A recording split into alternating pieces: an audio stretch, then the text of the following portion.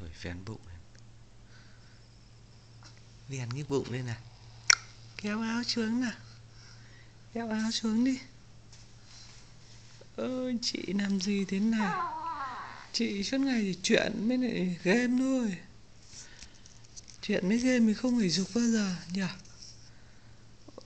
Ôi học để dùng mỏi mồm, tắm cũng dùng mỏi mồm nhá. Em sau này cũng được thế nhá. Nhá. Nhá. Nhá. Sau này lớn là con mọt sách.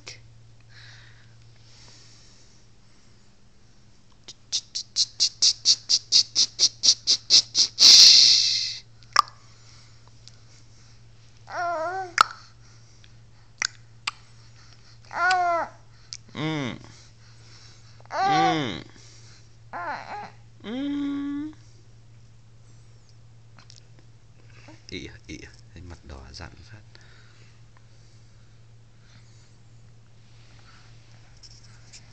Quay đít lên nào.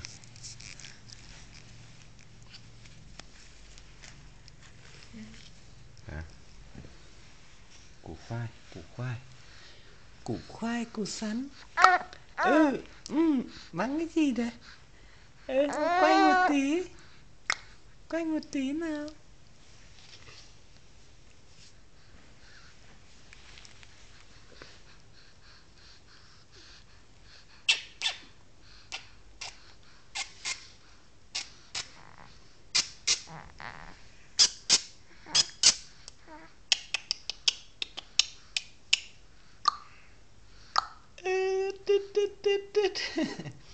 Ngủ tí ra dậy à?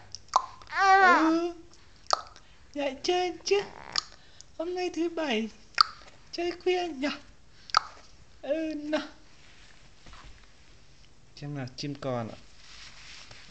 Giỏi đóng biển rồi, không quay được chim mà. Ôi trời ơi.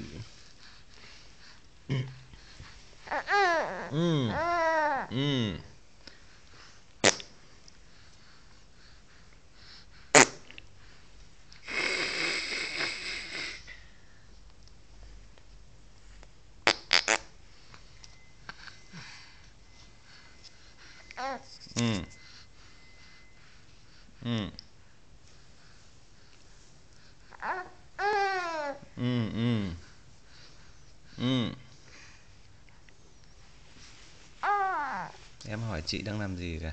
Chị không chơi với em à? Mẹ thì ôm điện thoại. Ôi, bỏ xa điện thoại ra. Em không gì chơi nhỉ, khổ tân quá nhỉ. Nhỉ. Thôi em cầm chim em chơi này. Nhỉ.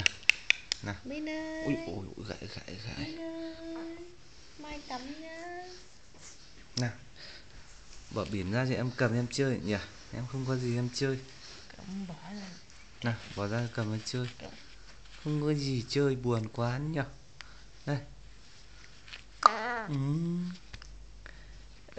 Không có gì chơi à? Lớn mua đồ chơi nhá.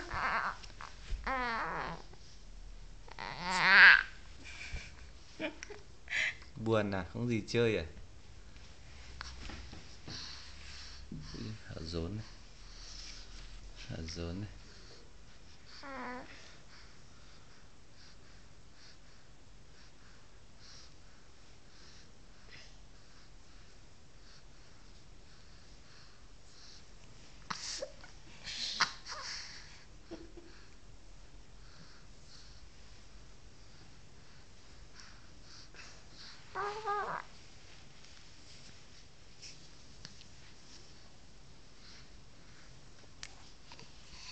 Ôi trời ơi, buồn ngủ. Ôi giời.